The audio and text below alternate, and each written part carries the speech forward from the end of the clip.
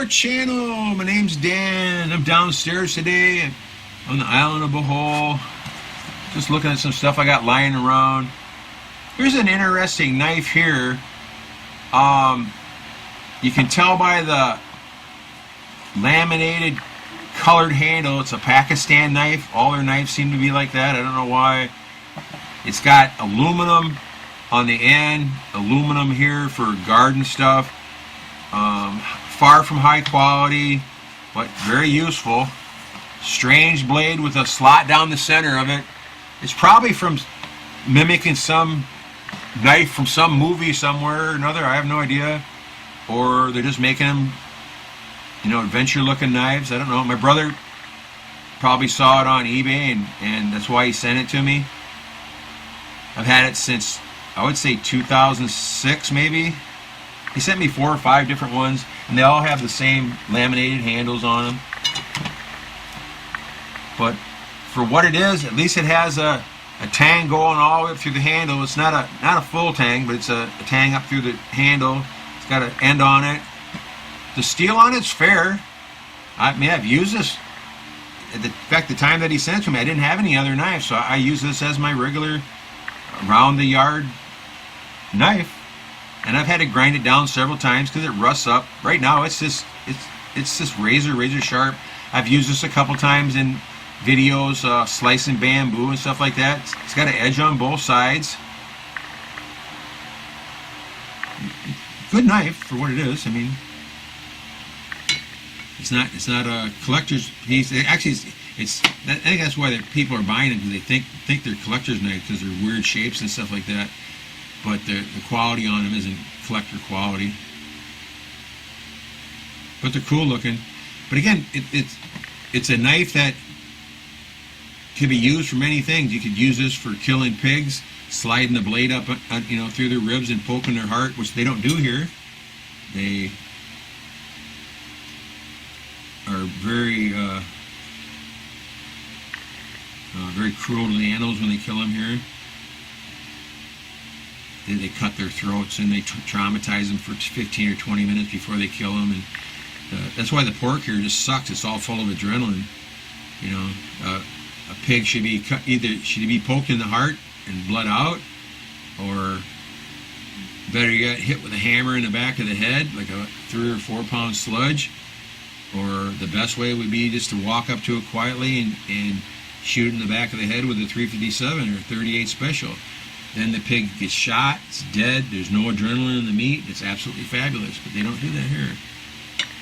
Again, and regular people aren't allowed to own guns, but you could easily have a party and invite a cop to the party and say, you want to have your rum and your beer and your pork tonight. Can we use your gun for 5 minutes and go out and shoot a pig? That's what I would do. I wouldn't even blink an eye at it. But it's a nice knife for what it is. It's real nice. I'm turning my hand. Gotta be real careful I don't slice my hand open, because it is shaving sharp. What I do with these here when they get rusty, and the worst part is I keep it in a leather sheath, and the humidity here, it's some sort of carbon seal, so that the sheath draws in moisture, and your knives rust very, very bad. But I use a right angle grinder with one of the flap sanding discs on it, and I use it doesn't make a difference what grit it is, it just has to be old and worn out, and then use that just to take off the surface, the rust and stuff like that. And you can see there's rust on there right now. And then what I do is I go up and down the edge until I get a slight little burr on the backside, then go on the other side, up and down a couple times, and the burrs on this side again. Go over this real lightly and maybe fold the burr over a little bit more, and then back so it almost has none. And then I take it over to the cotton buffing wheel and go 2 or 3 passes on the buffing wheel, and it polishes these babies up to a razor edge, like a barber's edge. Very, very, very, very sharp. Just go down my leg with the hair, just slices the hair off my leg. That's a good sharp knife.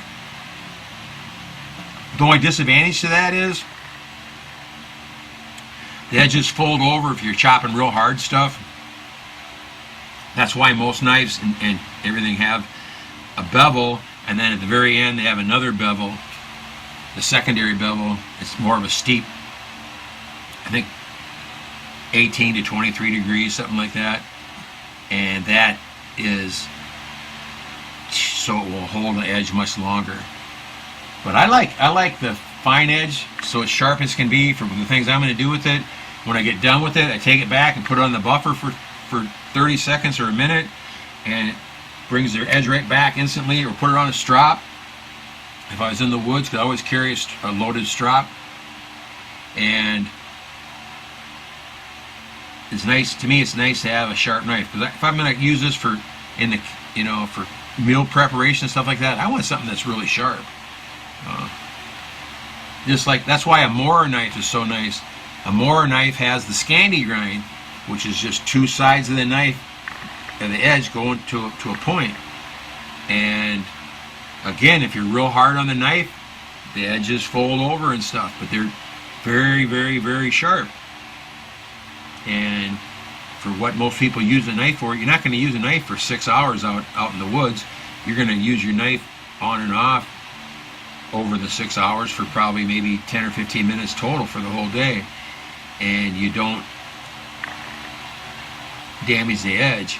So like after I use my knife all day camping or whatever I'm doing, first thing I do when I get home, I run it across the buffer and it puts the edge back on. I've got a couple knives that I've had for over 20 years that have never seen a sharpening stone, because every time after I take them out, I put them on a buffer or put them on a strop and make sure they're all honed back up again.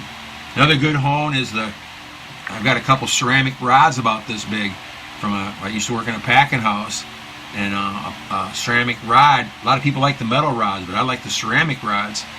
And a few passes on the ceramic rod brings back an edge. Like say if you're on a line, you're boning, your knife has to be razor sharp all the time. You bone 2 or 3 things, 5 things, 10 things.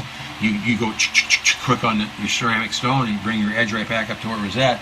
When you're cutting a lot, you can tell all of a sudden it's starting to drag. You get out your stone, your rod, and clean your edge up. And it's common sense makes your job so much easier and safer too. That's all I got for now, guys. I'm just wasting time because it's raining out. I got nothing to do. See you later. Hashtag 22 day no more. Go out and have some fun. Be safe, everybody. Thanks for watching. Thanks for watching. Take care.